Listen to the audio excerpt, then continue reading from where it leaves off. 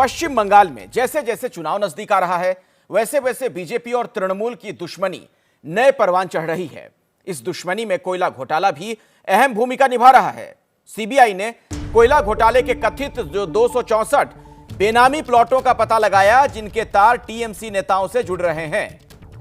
तो एक नया खुलासा, एक नई जानकारी चुनाव से ऐन पहले।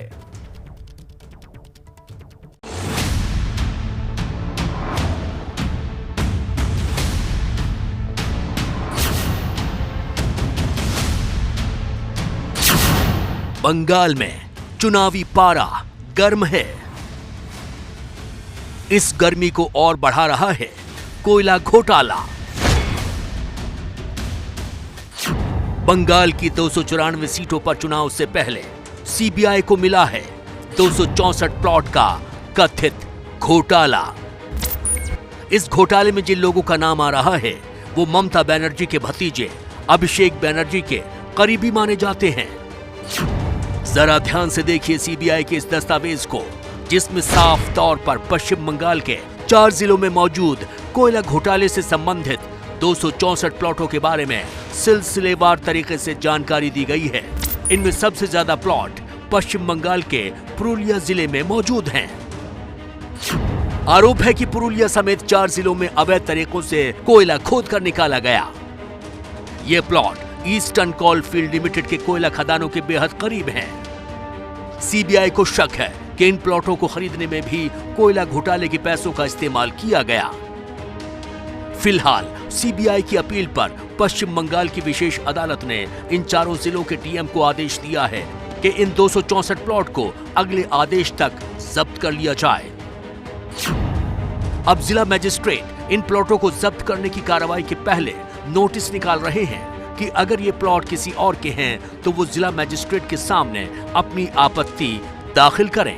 सीबीआई सूत्रों के मुताबिक जैसे ही लोग इन प्लाटों के बारे में अपनी आपत्ति दाखिल करेंगे, वैसे ही खुद ब खुद सीबीआई जांच के दायरे में आ जाएंगे और ये बेनामी संपत्ति किसकी है इसका पता लगाना बेहद आसान हो जाएगा।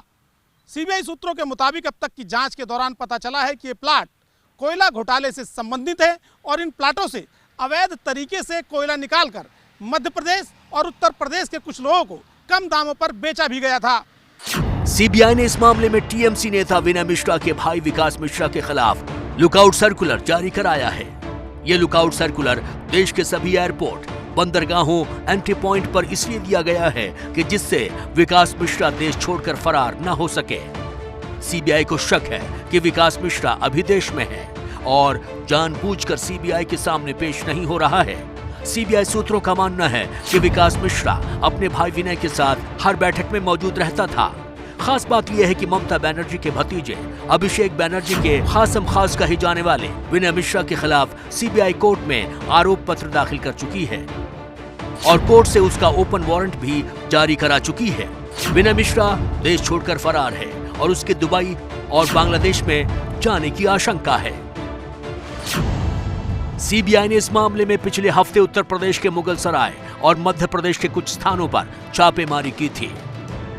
ये छापेमारी उन लोगों पर की गई थी जिन्होंने इन खदानों से निकला अवैध कोयला जानते बूझते हुए भी खरीदा था।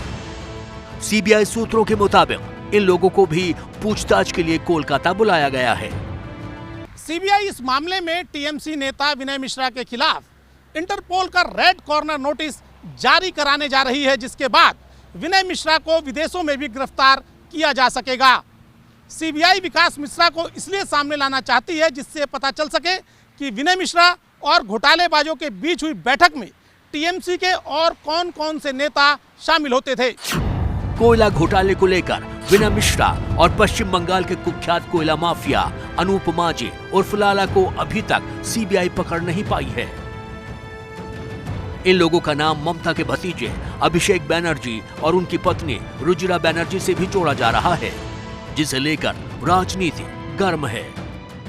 पुलिस वालों की मदद से लगभग 40 गाड़ियों को रोकने के बाद जब वो नहीं रुकी, अंततः एक गाड़ी रुकी और इस गाड़ी में हम आपको ये बता रहे हैं कि कैसे इसी जीटी रोड में, इसी रोड में जिस रोड में हम चल रहे हैं, इसी जीटी रोड में जब उन 7 ट्रकों को एक थाने में और 2 ट्रकों को एक थाने में पकड़ा गया, तब जाकर इस बात का खुलासा हुआ कि लाला का अवैध कोयले का कारोबार कितना फैला हुआ है। मैं कल लाला जी के यहाँ कोई रेड पड़ा है, नाम तो मुझे मालूम नहीं है, और ममता जी ने रिएक्शन दिया। ममता जी पहले जरा लाला जी से अपने रिश्ते उजागर कर दे, सार्वजनिक कर दे कि उनको क्यों इतनी चिंता हो रही है। कोयले की रेवेन्यू राज्य सरकार को भी मिलती है, केंद्र सरकार को भी मिलती है। कोयले की रेवेन्यू की चोरी करने वाले व्यक्ति के लिए इतना क्यों चिंता हो रहा है। ये महिलाओं के अपराध के आंकड़े कम करने के लिए इतनी चिंता करी होती तो ज्यादा अच्छा होता। আপনি আমার বাড়িতে ঢুকে গিয়ে একটা বাচ্চা মেয়ে 22-23 বছর বয়স, একটা বউ, ঘরের কন্যা, ঘরের বউ, তাকে কয়লা চোর বলছেন, আর কয়লা চোরদের নিয়ে নিজে করে তুলে বেড়াচ্ছেন। লজ্জা করে না? আজ আমাদের ঘরের মা বোনেরা কয়লা চোর, আর তোমার সারা গায়ে ময়লা লেগে আছে, সারা গায়ে ময়লা লেগে আছে। बंगाल में इसी महीने मतदान शुरू होने वाले हैं। ऐसे में आश्चर्य नहीं होगा कि आने वाले दिनों में कोयला और प्लॉट घोटाले को लेकर राजनीति तेज हो जाए।